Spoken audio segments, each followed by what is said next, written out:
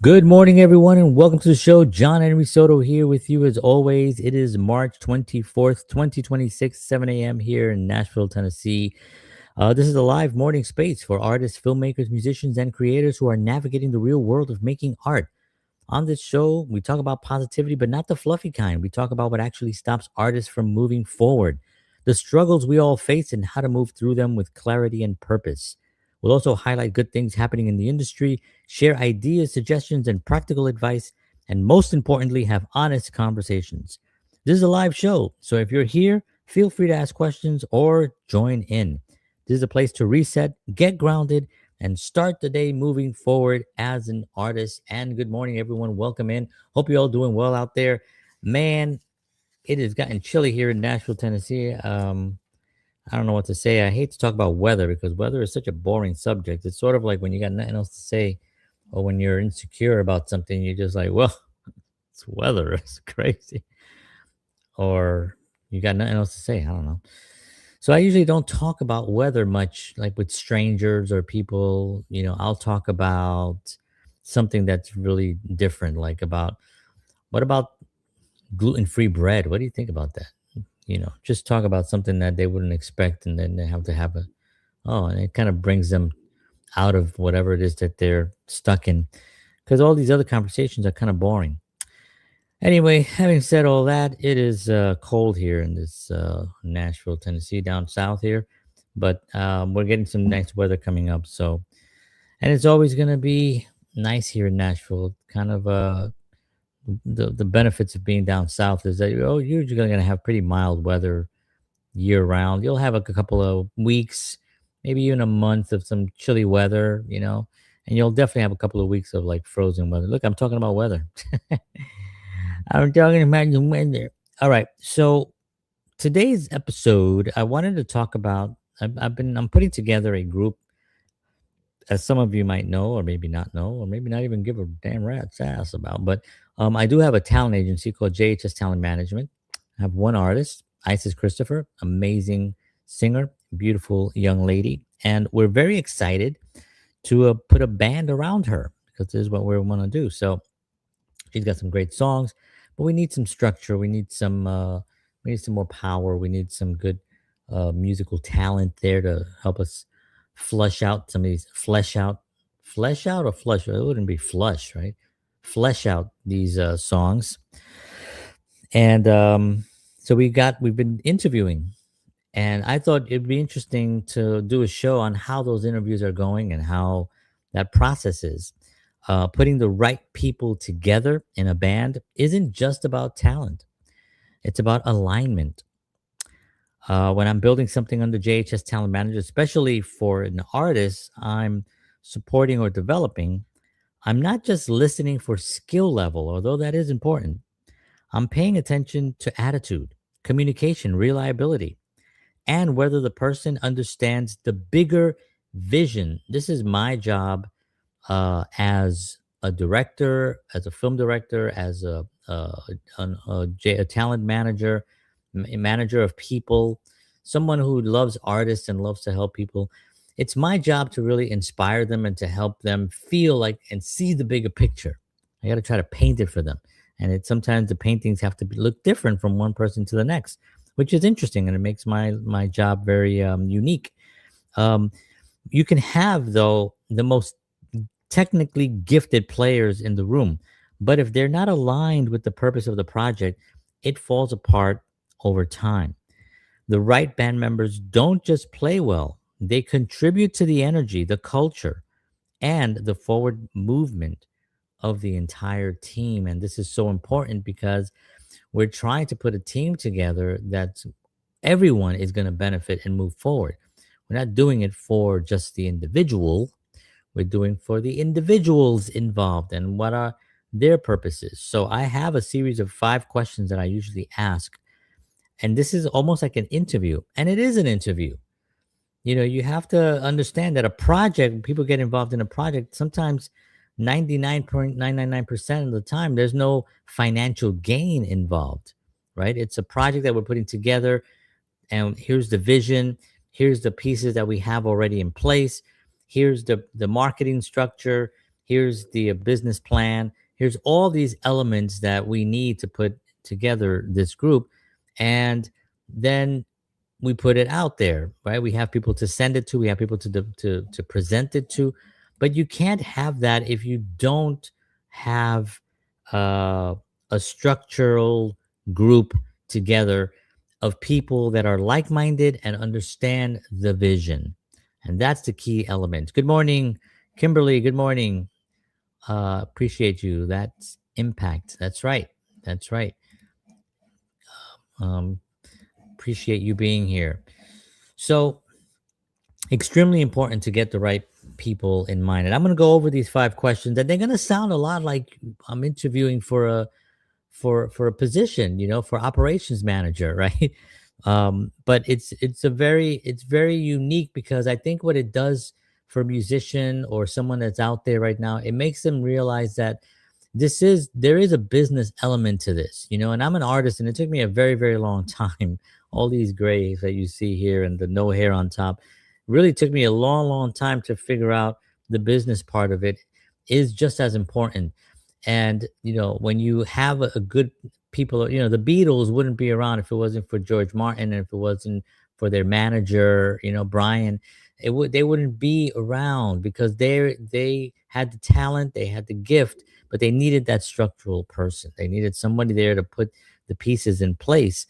And that's kind of like what I'm working on right now. So we had some wonderful interviews this weekend. I met a drummer, and I met a keyboard player, a piano player, really, really super talented guy. Really great personalities. And we're gonna do a preliminary, a second interview with them as well in person. This first one was over virtual, and I have another one today coming up at 10 a.m. of a guitar player that I'm talking to. And then for the rest of the week, I have a couple of other appointments set up. So I'm gonna take you out through the process of that with the band, and seeing, you can follow my social media channels if you want to see, behind the scenes stuff on how that's going, and if you have any questions on that, and we'll do it together. Is it going to work? I always say yes, because I didn't get into it for it to not to work, right? So my positive attitude is always that yes, it's going to work. But there's going to be bumps in the road. It's going to be challenges, just like anything else, and that's part of what you have to be prepared for, right? So when I meet musicians for a project, I'm always looking beyond the instrument. I want to know how they think, how they collaborate, how they handle pressure, how they prepare. Are they prepared? Do they respect the opportunity? That can take the direction while still bringing something creative to the table. Can they take direction while still bringing something to the table? These are the qualities that turn a group of individuals into a real band. I've seen it in my own projects and in the teams I've helped build for others. When you get the right mix of personalities and professionalism, everything starts to click. Rehearsals become productive, performances become powerful, and the group starts to develop a sound and identity that feels authentic. And that's kind of the key thing right now is, there's so many bands, right? I mean, I'm here in Nashville, Tennessee, so you can throw a pen and you're gonna hit 10 musicians anywhere that you throw it towards. And you know what? 99.99% of them are incredibly talented. So this is a place where there's amazing musicians. Personality wise, you have to dig. You got to find people that have the right attitude. And maybe somebody's like, look, I need to make money. I'm not interested in any project. I mean, how long is this project going to take? Well, it could take a year. Well, I'm not gonna build a year of a project. I don't know if it's going to go anywhere. I need to make money now. Fine. And you got to respect that, right? You got to respect that decision. But there are other musicians out there that are like, you know what? Yes, I need to make money. I do have a job already, or I have a day job, but I want to build on something. I want to work on towards something. And when you're building something like this, one of the important things, and I talk about this all the time, there's a band in New Jersey that I was working with. I'm still working with every once in a while, called Break Time. Young guys playing like rockabilly music, Beatles classics. And they're young. They're all in their 20s. Very, very impressive young men. And I love working with them because they have the right attitude. They have the right understanding. of what it takes. But one of the things I told them early on was like, you have to come to the table with some type of leverage.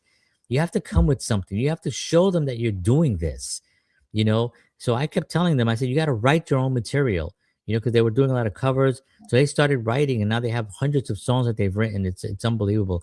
It's more than a band.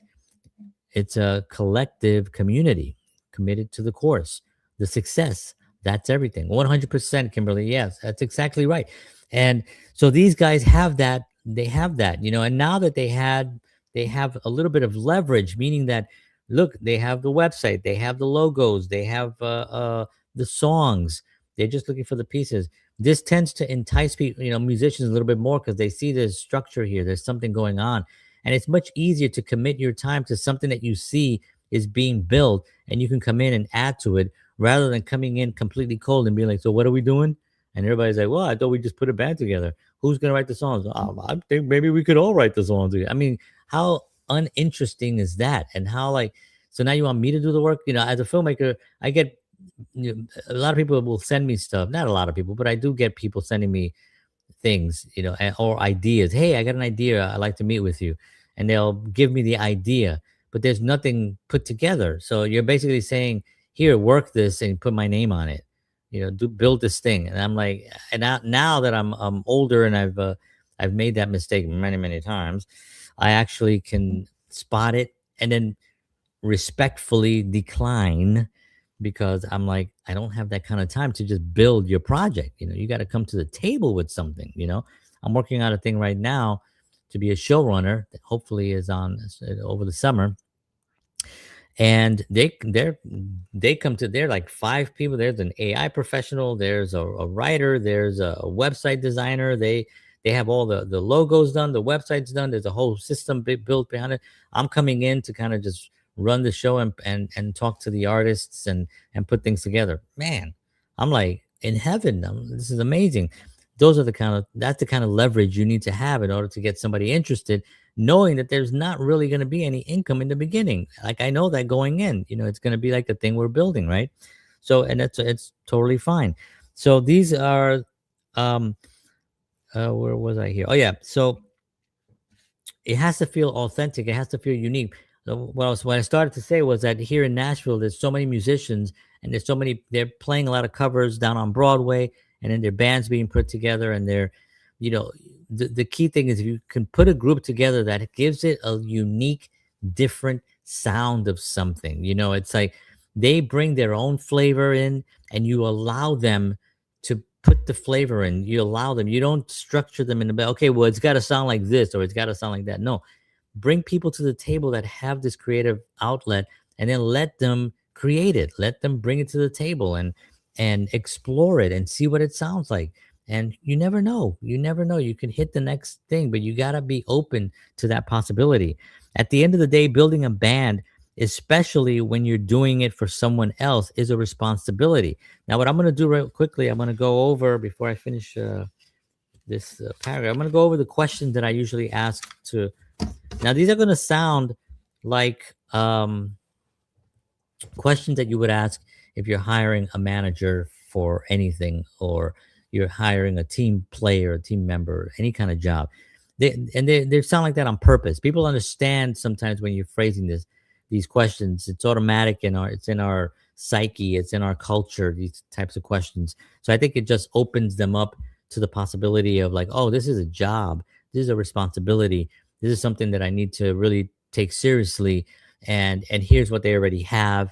And you have leverage. I have a little bit of leverage, so I can bring to the table hundreds of musicians that I've interviewed, a lot of people high in the business, rock and roll Hall of Fame artists and award-winning filmmakers. So I have a little bit of leverage that I could bring a good project to the table and show it to people.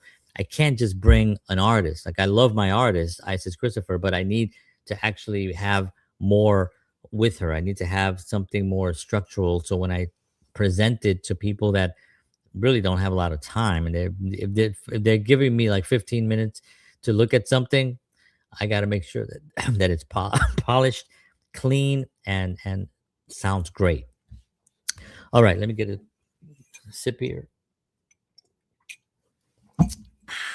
Okay. Number one, why this is okay. This is right off the bat. We want to make sure that they understand the compensation plan, right? We want them to understand that this is a project that we want to ask if you want to be involved in. You're going to be signed on to it. You're going to get, a percentage of it. You're not going to be just doing the project and then we're going to go somewhere else. No, this is going to be a legitimate thing.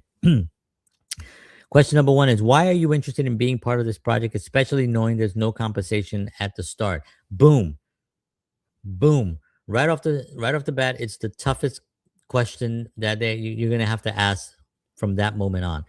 That question is going to tell you exactly where they are, and you're not going to waste time. Remember, time is money, right? We got to move fast. There's a lot of musicians. We've been bombarded with artists coming in. We I put out a flyer with my artist on it, what we wanted. I wrote a little thing on it. I put it out. I'm still going through them. I'm still going. We're just looking at tapes right now, listening to songs, Spotify links.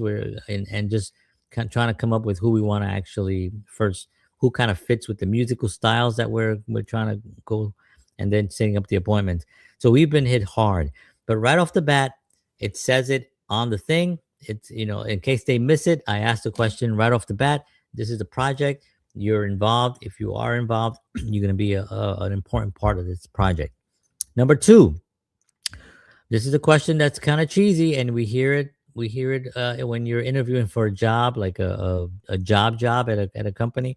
Where do you see yourself musically in the next 2 to 3 years, and how does that fit into the band vision? So what that does is, as musically, not where do you see yourself in 2 to 3 years, musically, where do you see it? This will open up what their goals are, what do they really want. And I also tell them, I say, listen, tell me exactly what you want. I know it can't be, it cannot be this project because you don't know that much about it. We're just getting started. You must have arrived here with a vision of what you wanted. And that's what I want to hear. When you open it like that to them, they don't feel obligated to say, like, well, I want to be part of something like this. Then they're going to be more open to telling you exactly what they want. When you know what they want, you can help them get what they want. That's an important factor. I've had a couple of guys come in, they want to be musical directors at some point. Awesome. Well, I want to help them be musical directors. I have a lot of musician friends. I could introduce them to bands that need musical directors. So I could, and whatever music they play, I can also introduce them to whatever styles. So this is a very important thing for them to understand, that in the next 2 to 3 years, if you're involved in this project, we are going to help you get that goal of yours as well. And it's not just for our benefit, it's for all of us to achieve our goals. Number three, tell me about a time you committed to a project or group. What did you bring to it, and how did you handle challenges? This is a big one, because you want to see what their background is as far as commitment, right? And they can give you stories there. It doesn't. They can give you a story of their when they play at the church, but the how did you handle challenges really opens it up to, like, originally a lot of people, because I've been also interviewed a lot of people for just regular jobs as well. And a lot of times when you ask a question kind of like this, they'll say things like, well, I don't really ever really didn't have any real challenges, and that's not true. You can't have a job working with people, especially if it's a big company, where you're not going to have some challenges. Your boss is going to be a bonehead, or one of the lower level managers thinks that they're or very ambitious, and they're pushing you in a way that seems unnatural. um you're always going to have some challenges, so I want to hear about challenges. I want to hear what they have to say. And the ones that kind of right off the bat have a story, and they're like, oh wow, well, this one time, that's what you want to hear. That means that they're thinking with it. It's important to them. It was something that they feel would be valuable to answering this question. So that's a really important thing. That's number three. Number four is, I ask, how do you handle creative differences when working with other musicians? So, bands fall apart because of ego. Ego kills everything. This question helps you spot how they collaborate, or are they control freaks? Um, you know, Creative differences, that kind of term usually means that you want to use more keyboard and somebody else wants to use more heavy guitar. Those are creative differences. How do you handle those in a band situation? We have the songs, so we have a lot of the pieces are there, but they're not in place. They're sort of like on the table, but they got to be put into the puzzle, right? And this is what they have to understand, that they're coming in as a to collaborate with that, you know. And the differences are going to be met very soft, because the personalities that I want to put into this are not, I don't want, I met a guy. I just joined the gym again after many years. I used to work in the health club industry in New York City for about 18 years, and I managed facilities, and I hired and fired trainers and front desk people and cafe managers and whatever, you name it, I did it. And during that time, there's always personalities that come into the fitness industry that are really interesting. So I just joined the gym, and I met one guy who's just very. He's like, what do you want to do? What are your challenges? Yeah. All right. Yeah. Tell me. Like, and I was like saying, well, one of the things, yeah, I like, well, what's up? And I would answer the question. He would cut me off, like, and I'm not working with him, obviously, but I see the, they're not thinking about, they're thinking about what their next line is. They're not really listening to you, and those personalities just do not work well in a band situation, because they're not in present time.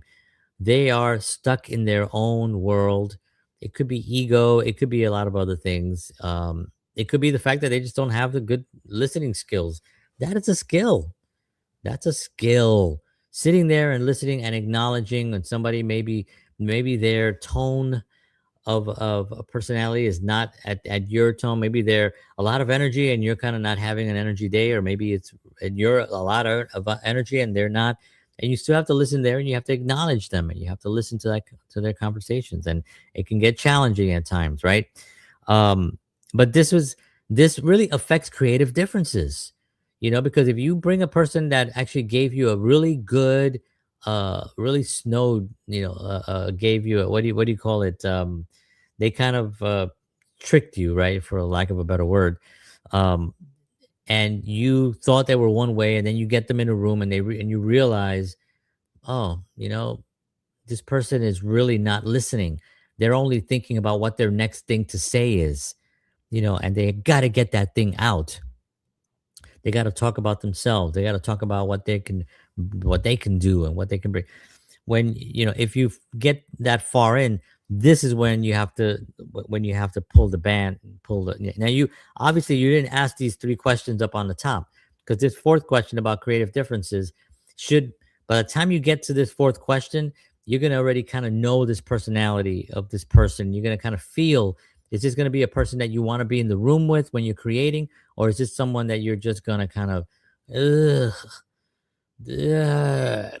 like I'm just not feeling it right now, right? It should never get to the point of that, and that's part of the challenge that you have to find when you're interviewing people, and especially this particular question about collaborating and the creative differences. And the last question here, number 5, is what does being part of a band mean to you beyond just playing music? So we're trying to build something that presents a one emotion, right? Because that's what a band does, right? It's not 5 individuals shooting out into space, one message. It's 5 or 4 individuals, or an orchestra, right? Of 60 people putting out one intention, one goal, one message, one purpose, one emotion sometimes, right? And that element of it is becomes really challenging when you're building a band.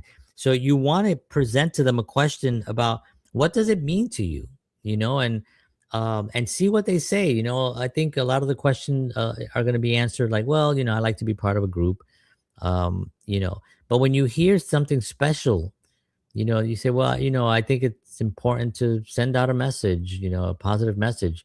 Whatever the song is, we all have to be behind that message, and that's what we're putting out. When you do that, when you hear something like that, it's special. And by the time you get to question number 5 on these things here, it's a really important thing. And by the way, some musicians are going to be like, oh, like, why are you asking me these questions? You're not this isn't a job. You're not paying me or anything. This is just a project that you're doing. Why are you taking it so seriously? That's the individual you don't want in your group. Trust me. You do not want that. If they have that kind of attitude before you even get started, you don't want that. Another thing to look out for. Yeah, I mean, I'd love to help you guys out. No, we don't need help. I could hire help. I don't need help. I need a team player. I need somebody that wants to build something special. I want to be like, Barry Gordy from Motown. You know what I mean? I want to be in a room of amazing creative people putting work together and presenting it. That's what I want to do, and that's my passion. So if you hear stuff like that, you have to be able to spot it quickly. Be very, very present when you're interviewing for bandmates. Be very, very present. Listen to every word and how they structure it. Um, they may be nervous, and that's great. That's fine. They may be very confident. That's great too. You know, don't just look, listen. Listen to what they're saying, how they answer these questions. Very, very important in putting a group together that's going to be around and that's going to actually serve the purpose, the main purpose of presenting good quality music here in Nashville and beyond. So the so you remember, you're shaping not just the music but the experience around it. One wrong personality can disrupt everything, while the right group can elevate an artist far beyond expectations. I mean, when I was talking to some of these guys, over the weekend, one of the exciting things for me was that how musically educated they were. Like, they really know music. So as for musical directors, you have a musical director in a band, that's it's so huge. And then when you have someone who's very, very well versed in different styles of music, now you can bring in the style of music and then flavors, and that was very, very exciting. I mean, they can elevate it so far, if you let them. Don't micromanage, don't overmanage, don't get involved, and just listen to what they're creating, and let their natural abilities show. That's why I take the time to really get to know the people I'm bringing in, because when it's done right, you're not just putting together a band, you're building a unit that can grow, last, and create something meaningful together. And that's the purpose. That's the whole point of all this, is to bring something meaningful together that's going to elevate the music and help artists expand their careers. Because we bring in musicians, and maybe one guy can't make it here, but we love him, he's got to go do a project. We'll have other musicians coming in and filling in and stuff, and that's really the goal, is to really create an army of wonderful individuals that love music and want to actually do something. A lot of times I meet a lot of people from, that are religious, like Christians, that are, in other religions and stuff. And I think that's, they tend to do it because they want to play for a higher power, a higher purpose. And those are the ones you run into. Not all of them. Some people just want to do it because the music is really important. I've interviewed hundreds of musicians and artists, and a lot of them are not overly religious, but they want to do it because they love music and they love the message and they love bringing that out. So I think it's a wonderful thing to be able to have that that that spectrum of the whole thing.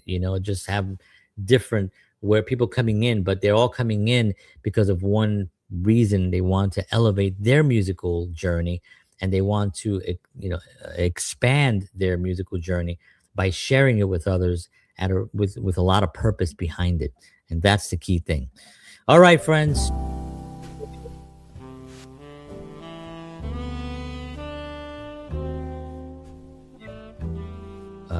Today's Monday? No, today's Tuesday. Yikes. Today's Tuesday, and we have a week ahead of us with some wonderful shows that we have. I have a very fun fun show tomorrow. If you want to tune into that one, I think that's going to be a lot of fun. Little, a little silly, but it's going to present 10 successful actions that I've wrote back in 2013. Um, and I've been using these in my life, and they've been inspired by spirituality, by my studies, by things that I've done in my life, by failures, by successes. And I've been using these 10 steps, and I'm going to give them to you tomorrow. I'm going to go over each one of them. I call them sort of my JHS 10 commandments. So it's going to be a lot of fun. Anyway, all right, friends. Thank you so much. I appreciate you all being here. Take care of yourselves. Have a wonderful day out there. Do something special. God bless you all, and I'll see you tomorrow morning. And as always,